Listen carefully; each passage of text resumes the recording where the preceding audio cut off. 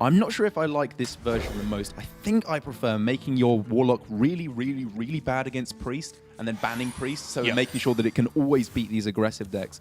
Because very often in this scenario, when he's up against Pavel, he will be very far behind on board, throw down a Void Lord, and it will basically be all in on there not being a Spellbreaker in order to win the game, which is not a great position to put yourself in. However, he has run into the Rogue, which is just a lovely matchup, I think.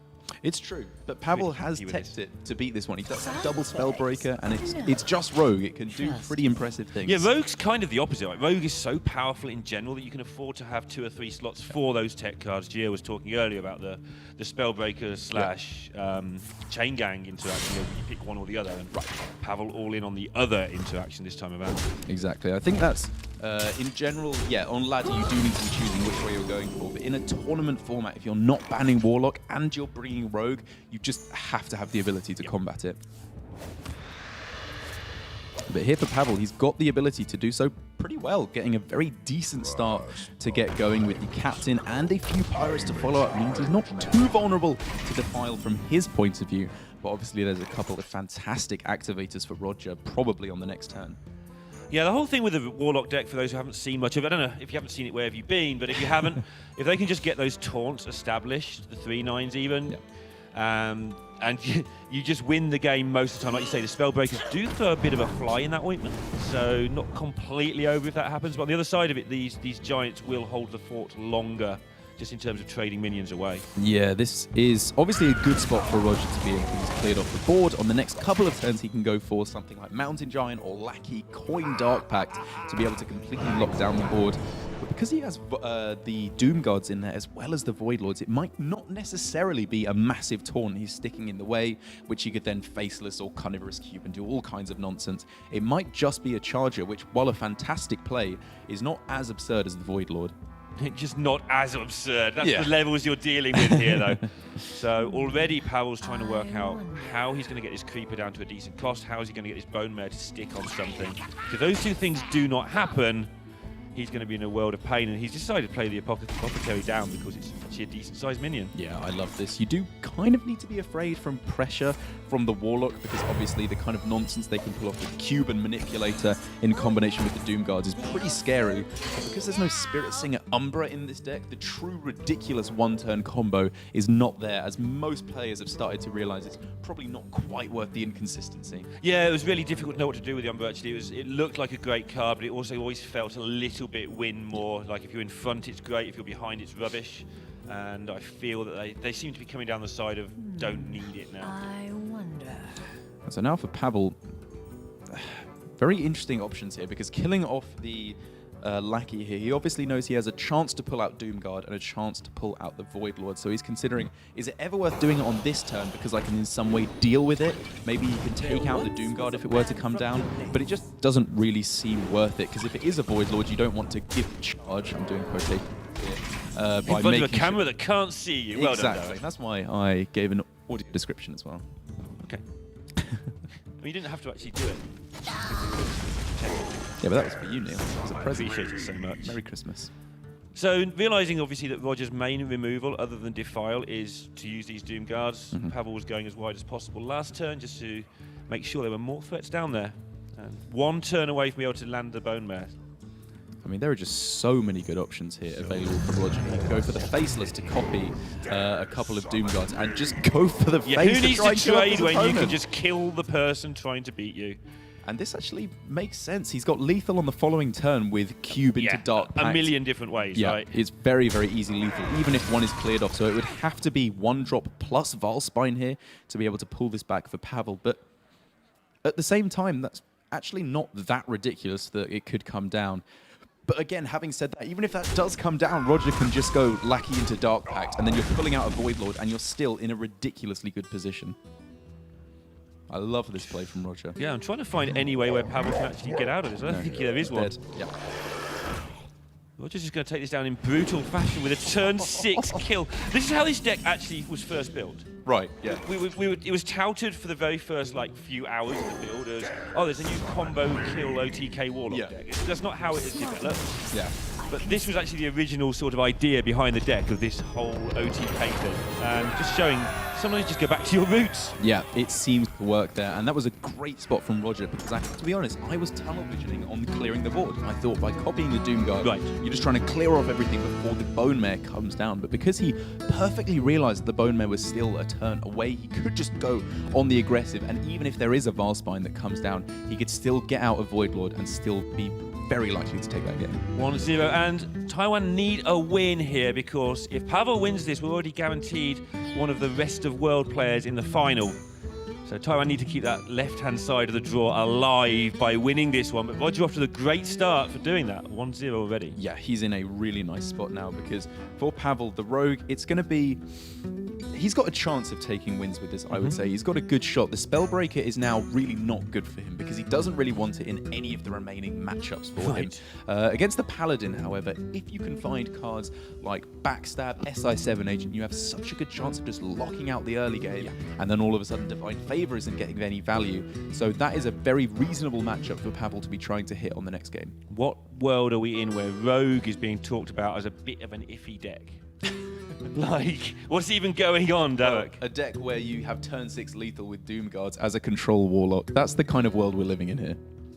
Yeah, that's pretty ridiculous. Obviously, it gets banned out on one side, and the other side we're talking about it as it's a bit iffy. Right. In very similar lineups, apart from that Paladin versus the Druid, which is big favourite for the Paladin, obviously. Yes. It's actually kind of a similar matchup, but Roger does seem to have the better of the lineup matchups here. Pavel has taken certain precautions to protect his Druid against aggro from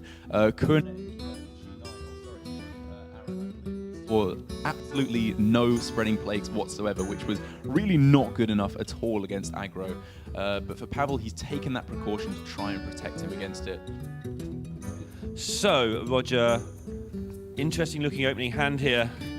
He's going to be able to curve and keep what he wants in this. Obviously, there's stuff he's going to throw away, like the weapon, but Divine Favor actually not that great either against Rogue, because Rogue doesn't really spew its hand everywhere. So just the deck hand.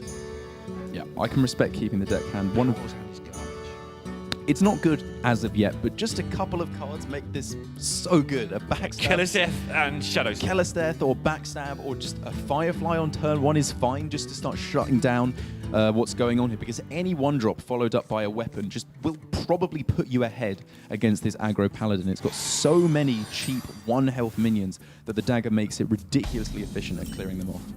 I was going to say Roger could really do with a 1-drop non-pirate here.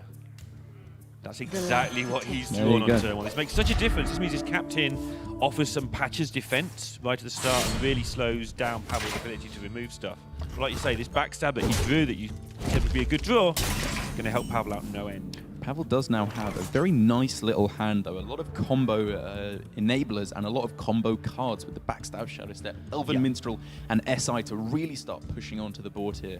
And while Elven is slow in this matchup in terms of which is just completely kill off everything from the Paladin, it's a nice way to actually refill turn 5 or 6 so that you can make sure you're not falling behind once you've used all your resources to clear the board. Yeah, and all you need to do is just keep clearing that board. If you can start rendering Blessing of Kings useless, suddenly you've just gained a card. If you can keep your hand a sensibly small size, you can render that Divine Favor useless as well, which Pavel's hand is going to empty itself a bit more rapidly than I first was describing the way this has been turning out. It's interesting here for Roger, though. He's got some arguably fairly difficult decisions, because going forward, something like double deck hand or maybe even hero power, but probably not on this turn, allows him coin Blessing of Kings, which would actually be really good before the Valspine can come down. But I guess that exact card of Spellbreaker might be what's turning him off of the play, in addition to the raw power of Captain's Patches. Yeah, just wiping everything out. Well, Neo's done. Is everything enough, considering that next turn is the turn that Roger needs to do stuff, not now? It's only turn 3. I keep saying this every single match. It's only turn 3. There's no chance of Blessing of Kings this early, despite the number of interactions we've had on board already. You know, it's a great cast when you're putting addendums onto things like he can clear off everything enough. Everything enough. I know. Shush, let me get away with one. I'm sorry, friend. No, you're good, man. You're good. Yeah, but the Wolf does allow now for a almost clear, as I myself blundered there. Yeah, this will teach you, son. Right, yeah, that was instant yeah, karma. This is why, fair enough, fair enough. Right, this is why we don't do that thing. but it's a great follow-up here, Pavel. That double Spellbreaker coming into play is, you know, a bit of a punish for building your lineup in this way to stand up against Warlock instead of just banning it. You're bringing an aggressive deck. But at the same time, it will get the job done once the Blessing of Kings comes down. And a 4-mana 4/3 is not nothing. It's a body that might be able to start to fight back against what Roger is throwing down. Yeah, the Juggler didn't do its thing very well at all there. Roger not trading till after the Juggler had a go, so there's less chance of it hitting face. Obviously, you want to clear the minions, so you can get your minions to hit their face, but didn't work. Yeah, this turn is just silly as well. The Elven Minstrel finally managing to find a place where he's far enough ahead on board, such as that the tempo loss of playing a 4-mana 2/3 is not so bad, and it means on the following turns he's got answers to no matter what. Even if patch is being drawn, it's not the end of the world, because it can just be thrown down in combination with the Captain for a quick 2-damage charger to clear out anything else that comes down from Roger. Roger has his exact opening hand that he mulliganed most of away, has just come back. That's a fair point. And it's not as versatile as it first looked right now. He'll be working out what he thinks he can get from Divine Favour at this point, I think. Yeah, most in definitely. terms of influencing this board. And that was the downside of Pavel's play. We saw from Firebat earlier just tossing the Circle of Healing to deny potential Divine Favor value. So clearly players are starting to realize this is often the win condition for Paladin. If they can draw 3-4 cards off of that, there's always a way back in. But in this particular instance, Pavel's realizing my cards are just as good as my opponent's cards. And with double Spellbreaker Leroy in hand, he needs better cards. Yeah, those Spellbreakers will slow things down, but they're not going to win him the game. They will sort of stop Blessing of Kings from being any good, but that's about it. But he's got enough stuff in the deck. I mean, he's going to start drawing into the proper cards in a minute. Yeah. Corridor Creepers, the Bone Mares. Creeper will be cheap enough, despite the fact that it will start off obviously at 7. There's going to be enough board trades for the rest of this game that it will soon come down. Yeah, this is still just looking so good for Pavel. Could have considered going for Patch's Valspine there, because although he wants to milk out the value from Spellbreaker while he can, there's not actually too much that the Valspine wants to hit anyway. It's just there's not really any big minions apart from the Tarin in the Paladin's deck. So I would have liked considering that play, but this is just Pavel all over. He is a lightning fast player. Yeah, and Roger's going to have a crazy Divine Favour. It's going to be way too late by the look of this. Pavel just lethal next turn a million different ways again. Yep. There is nothing that can be done here for Roger. He can obviously throw out the Righteous Protector, go with the Divine Favor, but there's so much damage for Pavel. Now keeping the Valspine, I just suppose the Spellbreaker does it anyway, so no matter how you want to do it, it's super duper lethal for Pavel. Super duper lethal. One game all. Wasn't behind for long. That's right. But the Rogue doing what the Rogue is supposed to do. As I said, Pavel did manage to hit that matchup against the Paladin, which is really nice for him. But with the Paladin still there, in the way Conquest works, it is still going to be available to combat against that Druid for Pavel, which is a scary one, but he's definitely got game against it with the double Spreading Plague in his deck. Yeah, that Druid matchup is not good. And the Priest matchup, there's a lot of talk that the Priest is actually nowhere near as favoured as I think it is personally. I mean, people seem to think that matchup's like 50-50. I like the Priest myself. Against the Paladin, yeah. Right, okay. Yeah, I do like the Priest as well. We saw earlier on from Firebat, he looked to be in a fairly dominant position throughout, even drawing Anduin in like the bottom 6 cards of his deck or something like that. But very often, if there is a couple of early good minions followed up by Call to Arms, it's basically just a deck that demands an immediate answer from Priest, and sometimes it just isn't there. Yeah, and I think that Priest now with the Pyro as a staple completely and all that, I think it just means the Paladin has hard work, but I've always been a bit down on the old Paladins, and the top players in the world still keep bringing them back, and there's a reason for that. Yeah, there is indeed. I miss the days of proper mid-range Paladin of the GVG era, a truly glorious deck indeed. But this is, I actually really like the aggro Paladin as well. I love the way it plays. Call to Arms feels like such a great flavorful card, bringing out all the small guys from your deck and also thinning it out to make sure you're drawing the top end of your deck as well. Now, I always talk at this point about how most players randomise. I'm not sure Pavel's a randomiser. I think he might be the sort of guy who fancies he can outguess his opponent. I really just get that impression about him. George C gives off the same vibe as I can outguess you. Yeah, I mean, well, Pavel gives off the vibe that he thinks he could fight Mike Tyson, so... He probably could for about 3 seconds. Yeah, he could fight him, I suppose, but he wouldn't have much success, I suppose. Yeah, it's true. He's insane. Is something funny, Mike? Anyone who's met Pavel will realise that's almost exactly what he would say. He does lose the queue up, though, and he's now got to find a way to beat the paladin with the druid. Now, we saw from Kuanet earlier on that even against the very aggressive decks, against the Hunter in particular, he was still keeping the quest against them. But for Pavel here, I could understand it a lot more because there's already the Wild Growth and the Jasper Spellstone in hand, but still, I like this line of play. He knows it's such an aggressive deck here for the Paladin that his win condition is just ramping up Plague and maybe UI a little bit later on down the line, so he just does not need the quest. Roger's showing patience here. He kept that call to arms, meaning that he realizes that I've got 5 or 6 turns to kill you. Right. I don't have to get turn 1, turn 2 super curve. I'm going to get that anyway to some extent. Let's get the turn 4 mega push. I'm using really weird megas and supers here. It's true, but I think Call to Arms is a keep in pretty much every matchup because you have such a high chance of getting 1-drops with this deck. You know, a lot of your deck is 1-drops. And it's just the most ridiculously powerful play on turn 4. We see decks that are running Spiteful Summoner to hit the Dino size are still running Call to Arms because you just have to. It's so absurd. Pavel has pretty much everything he could want here, including that Nourish, which is going to be very useful when he gets there, whether he wants cards, whether he wants ramp, depending how his hand develops. Yep. If he gets any big card whatsoever, I would very much expect to see a Nourish for mana because that's just a much more effective play at keeping up on the board because even just fitting in a single hero power can be everything that you need to stay in the game. But his hand is kind of strange the way it's developing, so it may end up being that he goes for cards. It means he'll be able to just take his time to clear things up, and then play things at their normal mana cost, but you don't want to be doing it that way, obviously. And to be fair, it's awkward for Pavel kind of from his own doing because he had the option on the last turn to go Coin Wild Growth, which would mean on the following turn he can go Spellstone into hero power and probably take out whatever comes down because on turn 2 it's likely to be Direwolf Alpha or Knife Juggler. So there's a really good chance he could have cleared the board off and gained the extra mana, whereas in this instance it's turn 3 and he still hasn't played the Wild Growth.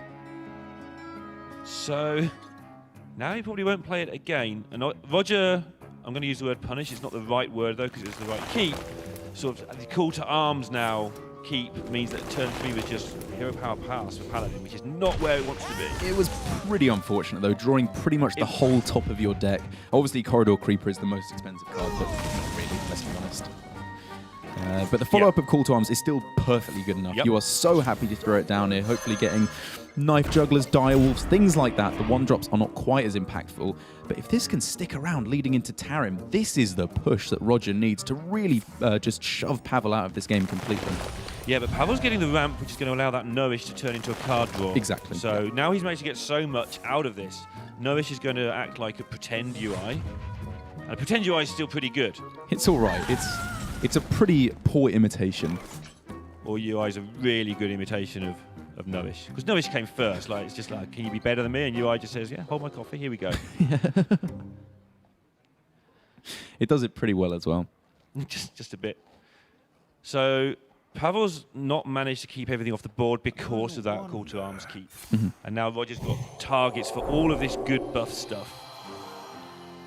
Yeah, and this is what Call to Arms allows him to do. It means following up the buffs on Tarim and Blessing of Kings will hit. It means that the draws for Roger are a lot better now because there's way less 1-drops in his deck as Pavel now finds Ultimate Infestation. So we're probably just going to see Nourish for ramp in combination with the Faceless here. What a play from Pavel. I love this. Yeah, just get that UI that we're talking about, we all know and love.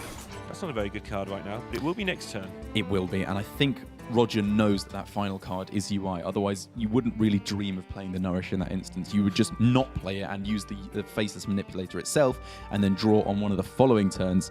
But in this particular instance, the Ultimate Infestation is going to be great for Pavel. And even though it gives Roger the ability to draw a fair few cards, with Tarim and Valinir in his hand, it's not actually even that much. Right, so Roger went to clear the Divine Shield there, then he was going to Tarim and just have a fairly mediocre play, but now he's looking at keeping it one extra turn for the Lost in the Jungle Tarim combo. That's why he suddenly paused, like, oh, I just need to have another look at this just to make sure that is the play I want to go with. It was the play he wanted to go with, but I think he suddenly realised that Valinir and Trade, followed by Lost in the Jungle and Tarim, was actually another option that he hadn't seen. Yeah.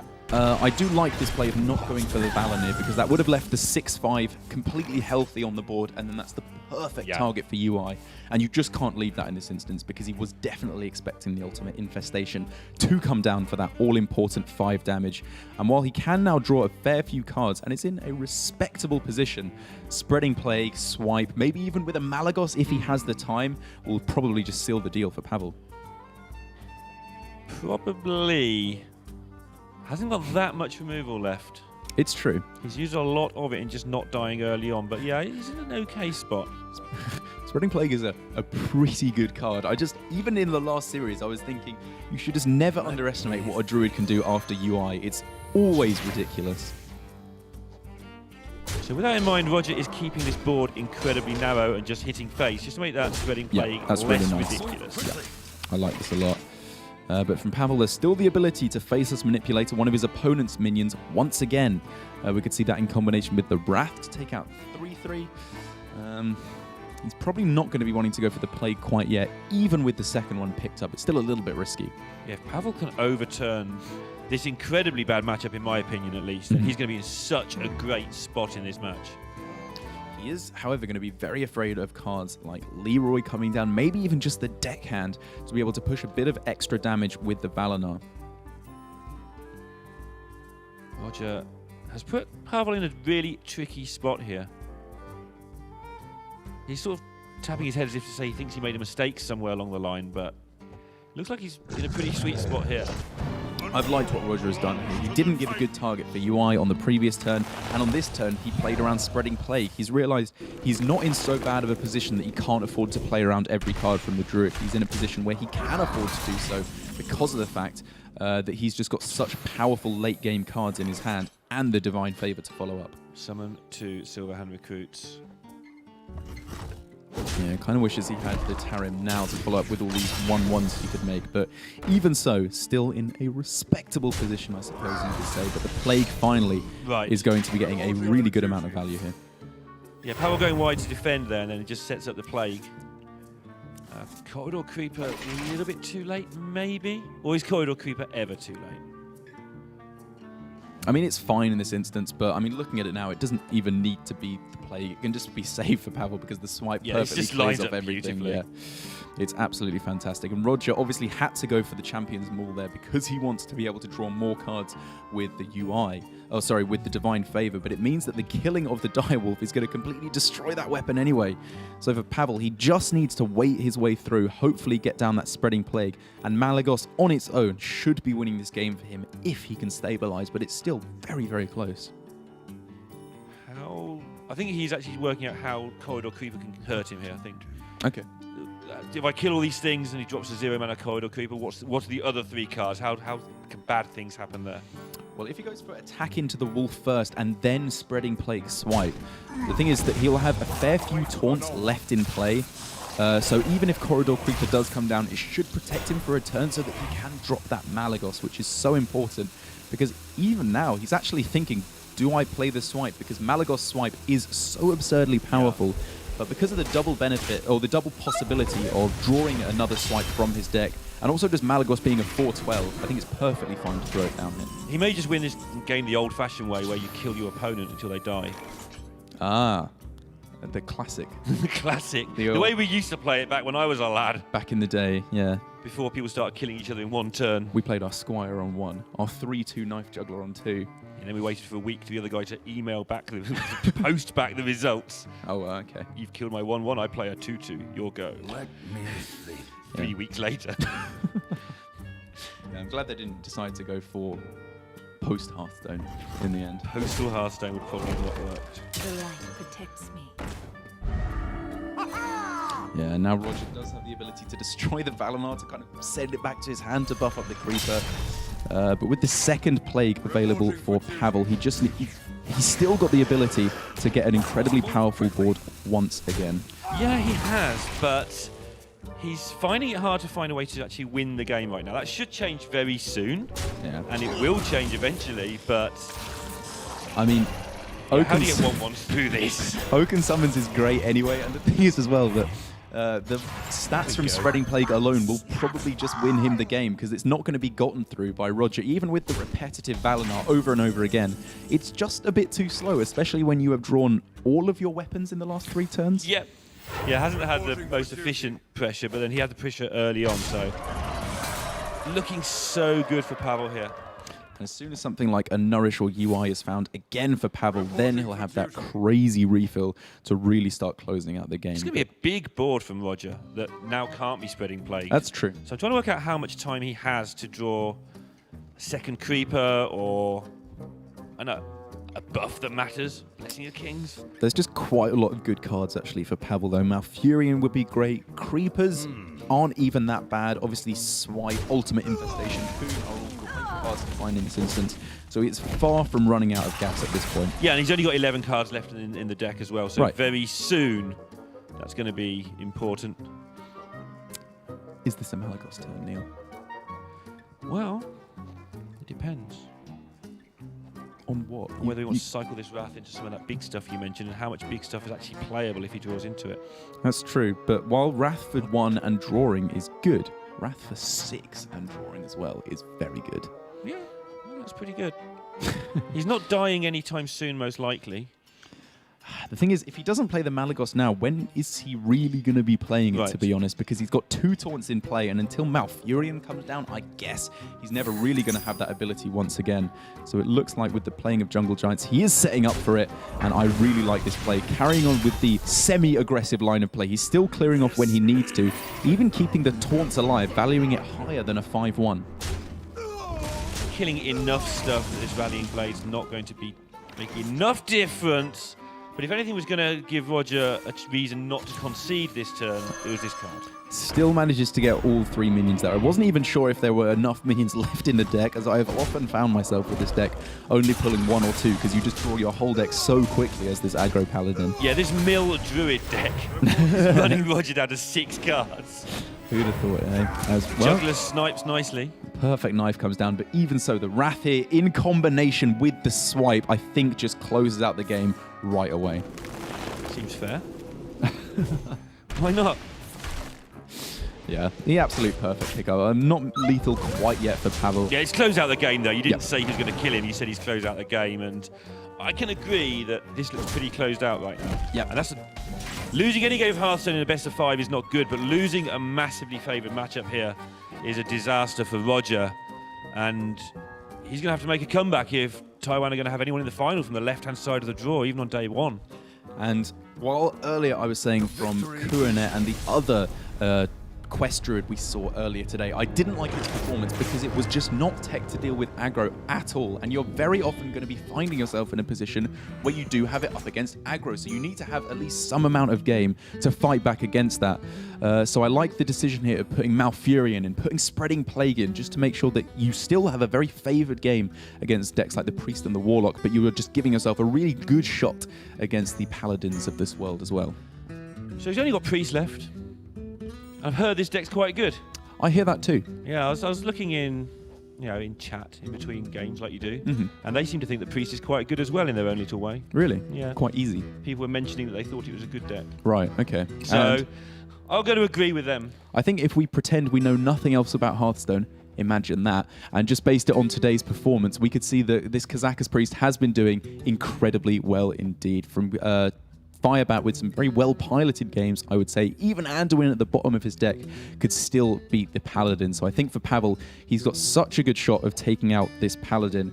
And even against the Mirror, taking a look at his Kazakus deck, it's got pretty good shot against the in the Mirror matchup. He's got Gadget Zan in there, which is a really nice way to guarantee yourself Raza and Anduin as quickly as possible. And there aren't too many anti-aggro cards in the deck, which means he is weakening himself against Paladin slightly, but making it much more favorable in the other matchup against Priest. Yeah, it's interesting how we've managed to get it to a situation now where Priest is getting played and not banned. Right. Because of the way that Warlock has got so powerful as well, and the way that Rogue interacts in a weird way with how Priest and Druid fit together. So sometimes banning the Rogue out works well, even though you don't really want to ban it because it's not one of the best 2 decks. And Pavel gets a pretty nice hand to get things going even before the mulligan. And with the pickup of Kazakus as well, he has truly Paveled his way into a very nice starting hand. And Roger is going to have to get some truly disgusting cards to bring this back. Pretty and disgusting. He kind of does do that. This is not bad at all for Roger. Yeah, interesting to see how he navigates the coin, given that he's got Auctioneer in hand. Mm-hmm. See how slow he wants to play, because there's no hurry to assemble the coin. Well, there is. You've got 8 turns. Right. That's the hurry. Yes. But you can do Auctioneer stuff before 8 turns, so... Also, keeping the coin does enable you to go turn 7. Obvious thing. Exactly. Get ahead, so... And it also allows you more disgusting combos after the Anduin comes down, because very often in this matchup, it's not just a race to Raza and Anduin, it's a race to the one-turn combo, or at the very least 20, 24 damage, something like that. That means you can just blast out your opponent, even through things like the Priest of the Feast, the Binding Heal, the Spirit Lash, all these kind of things that allow the Priest to survive the slow, gradual damage from the pew-pews of Anduin. Pavel... Decision time here. You want all of these cards later. You don't want to play any of them on this particular turn a lot of the time. There's not much to be gained from dropping the Cleric because you can just get pained. You'd rather wait to like heal it up en masse, maybe get 3 or 4 cards. Yep. The Radiant Elemental's better when you're actually post-combo if you can last that long. And the damage is irrelevant. Damage to your opponent, as you start chipping away for 6s and 7s, just doesn't influence the outcome of the game. You're absolutely right. In the mirror, the board control is all but irrelevant. Maybe if you can get a crazy start with Radiant and Power Word Shield, as we saw against the Quest Druid in earlier games, and follow up with Kazakus for plus health, you can start considering board control route. But in the vast, vast majority of cases, you just want to be drawing cards, getting to your Raza and Anduin, with maybe getting a bit of chip damage in the meantime. Not the world's easiest decision here. None of those things really do anything. But he picked the first part so quick, I'm assuming it was 2 cards. I would imagine so. Like, we didn't even see it on the screen. We saw it, but I'm too old. I can't spot those things that quickly. That is just, again, classic Pavel. I believe recently in China, he would make all his decisions incredibly quickly. Strangely, apart from turn 1 often, he considers that one in the tempo matchups most heavily of all, which I think is good play, because how you peter out your early resources in those games is very important. Yeah, and you can often work out what you want to do for the first 3 turns on turn 1. If you mess up that turn, then that's when the problems happen. But here for Pavel, the perfect potion coming into play. The 5 damage turns out to be a lot better than the transform, and obviously it was draw 2 cards as the first effect, so he's still in a fantastic spot. As for Roger, there is no ability, or there's no Raza or Anduin quite yet. So for Pavel, he just needs to be cycling through to that Raza, and he'll be in a very dominant position indeed. Yeah, Roger's got a few pickups that will make his hand a lot better very quickly.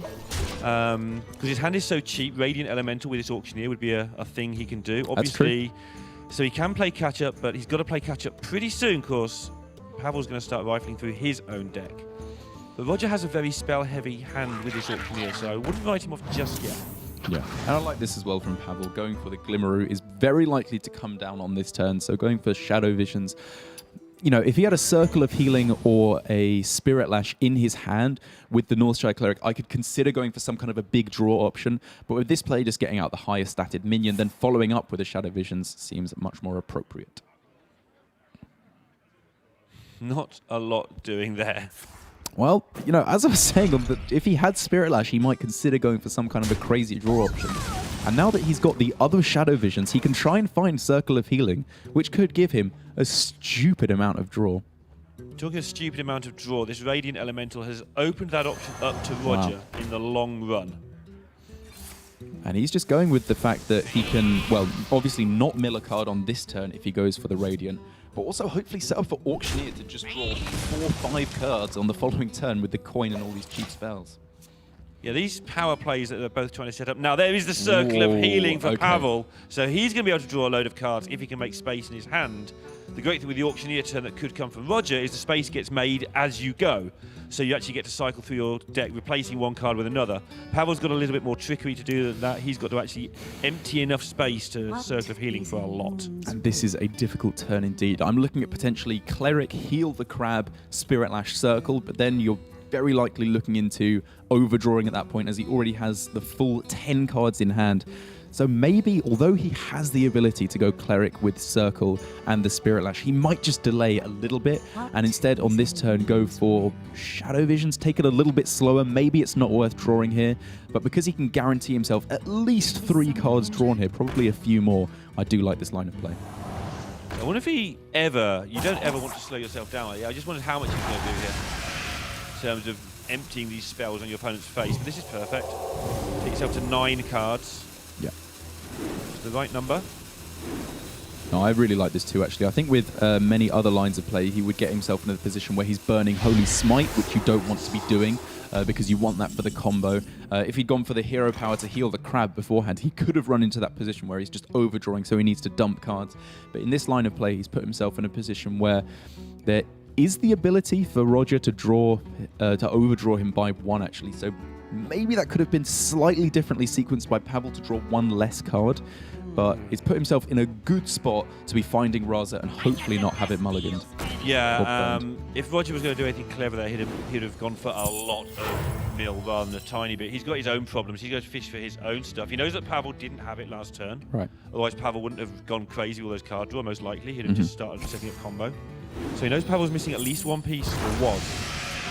He's looking hard for that circle of healing here, is Roger, because he knows he could mill his opponent so many cards. If he gets even that, going he will with the go silence.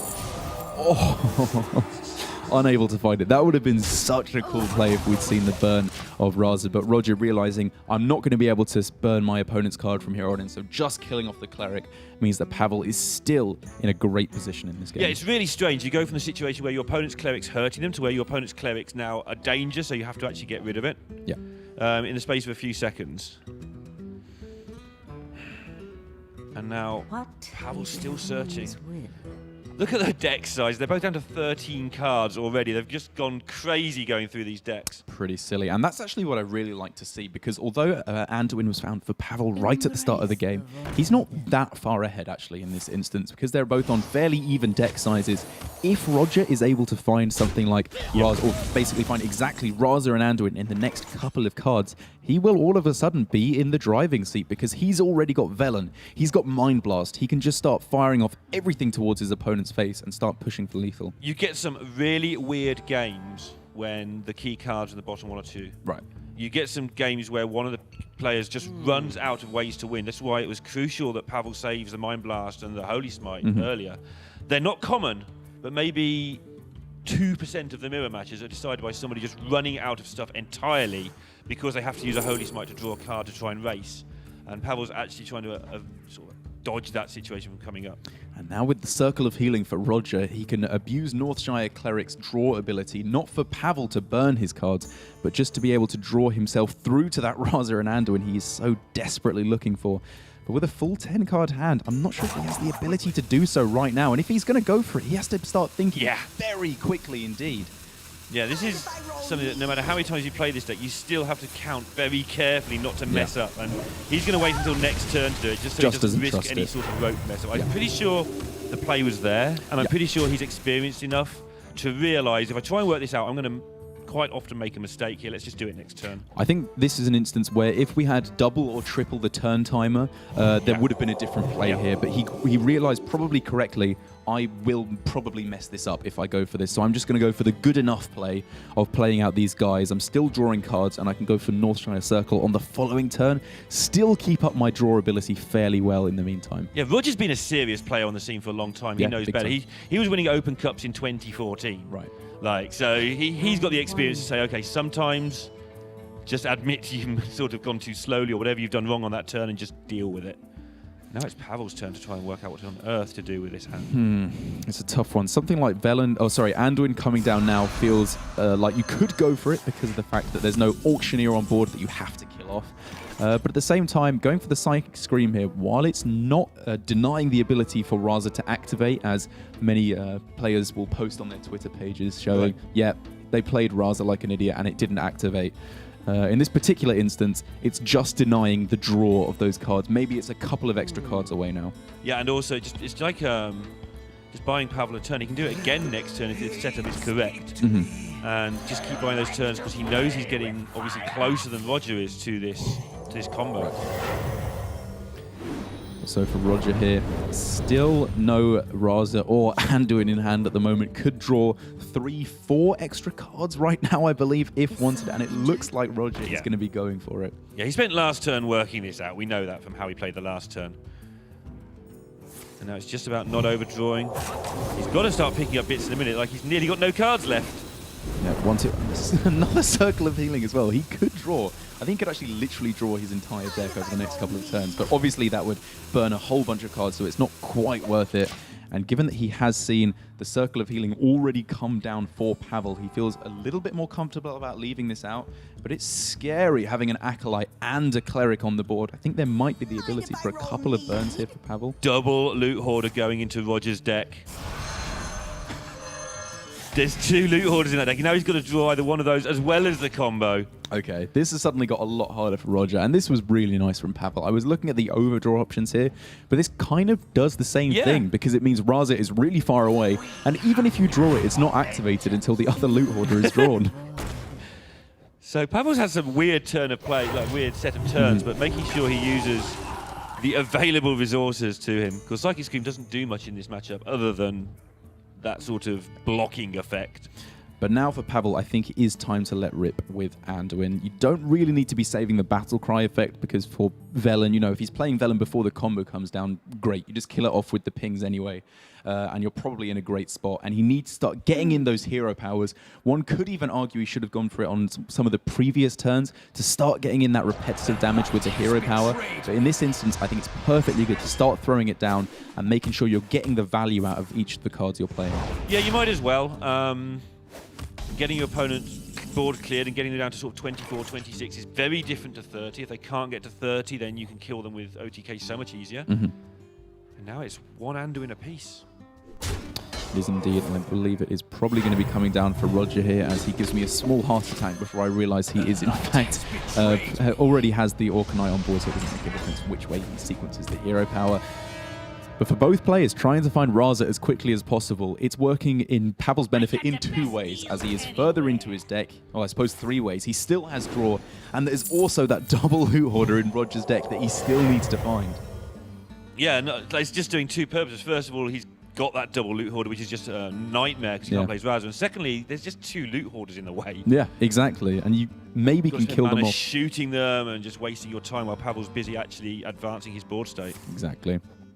And he is advancing his board state and also just keeping up with the draw, as he does now find Raza, and he's got a tremendous game plan after that as well, even with just Prophet Velen, Mind Blast, Holy Smite for 28 damage. I believe he will be in a great spot to just start pushing. That's the number. I've heard that is indeed, yeah, to maybe just start pushing lethal over the next couple of turns. Roger, with the Lyra and the Auctioneer, we don't see that all the time, but it's becoming slowly more and more common, I think. Yeah, it's an interesting way to go about it. We see Raza, and it's green. It's not yellow. That is not a yellow Raza. I pray to God that Roger realises that. I think he will. I think the fact they both went on the same turn means the chance of a mistake is nearly 0. If they go in on different turns, then it's easier to mess up. But they actually went in together. Oh my God, is he going to play it? Whoa. Oh my God, I'm gonna. Does he not realise? It's also worth pointing out. Oh my God, he's going to do it. He's going to do it. He plays it. Raza's down, and it doesn't reduce the hero power. Pavel clapping to his opponent as well. Oh my God. Pavel has framed AHQ, Roger. That has to be the first big tournament Raza that just did not activate. That is absolutely absurd. And Pavel has just completely outplayed his opponent. And why is it always Pavel? Sportingly taking it by laughing at his opponent. He's just an absolute god. This is amazing. Oh. Poor Roger. He's got a loot hoarder now, isn't he? That would have been the most beautiful poetic justice I could have seen. So Roger's now got to find a way to win by never having a machine gun effect against somebody who is. I mean, this needs to be one heck of a Lyra, is all I can say to that. It has to be double Divine Spirit, Inner Fire, some nonsense like that. But even then, the Shadow Word Pain is already there. Pavel just cannot lose this game. It was a hard mistake, mate. Like, the second those 2 loot hoarders went in together, it was like, hey, be aware. I mean, I hate to say it, but come on, we spotted it, Neil. Surely Roger should have realised it. Come on. And now, while Pavel does not have lethal on this turn, he's correctly realising that face is the place for all these hero powers. Shadow Word Pain will do a great job as well of taking out the Lyra. And in the next couple of turns, I just don't think there's any way that Roger can stop himself from dying. I think this is where Roger's supposed to call an admin and say that his Raza is bugged. Yeah, the game's broken. So Pavel looks like he's almost certainly going through. I can't see how he won't be. This is amazing. I have loved Pavel's play throughout so far. That shuffle of Loot Hoarder, I was expecting it to just be a delaying of Raza as opposed to a complete cancelling. And don't forget, Roger is here in front of a pretty large home crowd. That's right. Who have paid to cheer him on. So he might need an escort from the stage. What a way to go out. And if you're going to be doing it against anyone, Pavel, you just know he's going to be clapping, laughing at you. He is never going to let this one go. Yeah, exactly. Yeah. Whenever he sees you. It's not just now. It's like every time he sees you afterwards. And I believe this is now going to be lethal available for Pavel with the Velen Mind Blast and Holy Smite to close out this game. What a way to end this series. Yeah, Roger showed all that experience early in the game by taking his time with the Northshire Cleric when he knew he was going to possibly make a mistake. Right. And then he did that thing that he did. I don't even know how to describe it anymore. It's too good. It's just too good. Wow, you're a mean man. I mean, come Or on. mean man, one of the two. Yeah, I think a mixture of the two. But, I mean, this is what you like to see. Not that Roger made a mistake necessarily, but Pavel deserved to win. He played better than his opponent. The Quest Druid, I actually kind of like what he's doing with this build of the deck. You see the pros whispering about Quest Druid, saying, you know, maybe it's the best build of Druid available at the moment, given the meta. And I think Pavel has built it in a great way to still have a good shot against the